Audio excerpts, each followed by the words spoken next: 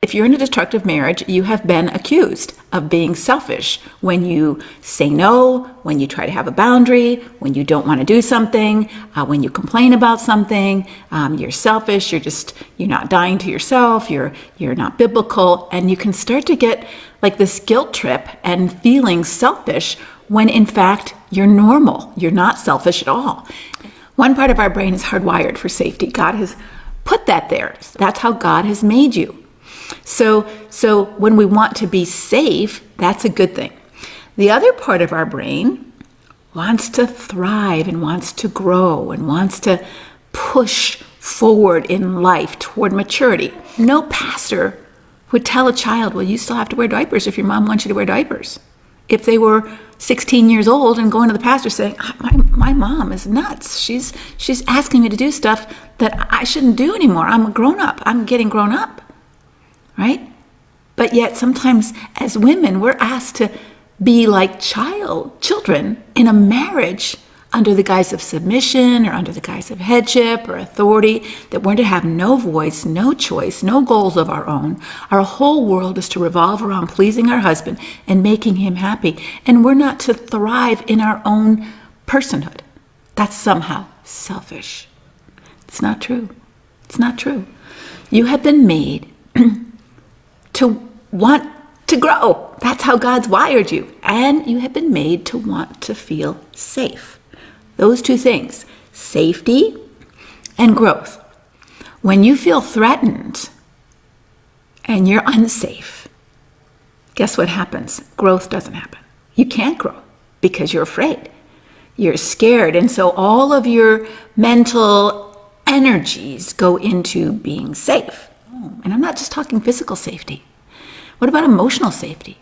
From being verbally battered or lied to or manipulated. You want to be safe in your own home, and God wants you to be safe. So let's go to our last one, suffering. Well, shouldn't I just suffer in a marriage for Jesus? Well, it depends on what you're suffering for. He says, no greater love is this, that you lay down your life for a friend, voluntarily giving up your life to save someone else's life. But if you're suffering because you think God's telling you to suffer, to allow someone to continue to harm you, like in a marriage or in the world, that's not what God asks you to do. Jesus himself, and he always uses the example for those of you who are told to suffer for Jesus.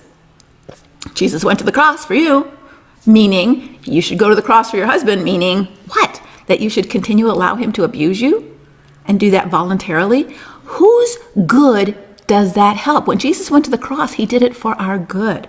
But if you read the book of John, there are 3 other times when Jesus didn't voluntarily suffer. One time they were about to throw him off a cliff because they were so mad at him, and he escaped from their midst. Other times they picked up stones to throw it at him. He left. He didn't just let everybody do whatever they wanted to him.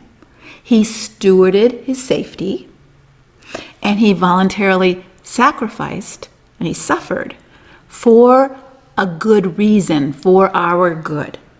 So is God asking you to give up your safety, give up your growth, and suffer, those 3 things that we've just talked about, to enable someone who's deceitful and reckless and immoral and hard-hearted and harsh and abusive? Is God asking you to voluntarily suffer for what good? The only good I can see that the church would use is to keep your marriage together.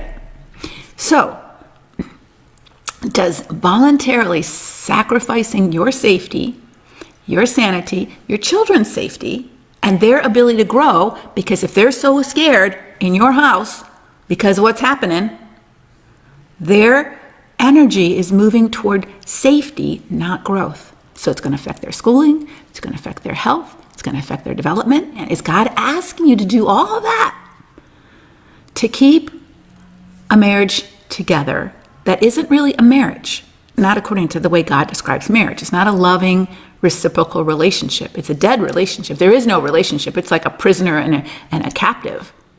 So is God asking you to stay in this relationship voluntarily? Does that give him glory? Is that what he's asking you to do? And I can't answer that for you. You have to answer that. But I would say that the wrong teaching that we've gotten in the church would say, of course, God hates divorce more than he hates everything. And I don't think that's true. God cares about your safety. He cares about honesty, and he doesn't want you to lie and pretend everything is fine at home when it's not. It is not selfish to say, no, I'm not doing it. It's not selfish to protect your safety, because we have been confused, and it has made us feel guilty and ashamed and selfish and bad when we're just trying to do what God calls us to do, which is be safe and grow. And when we're being squashed and scared all the time, we can't thrive, and nor can our children.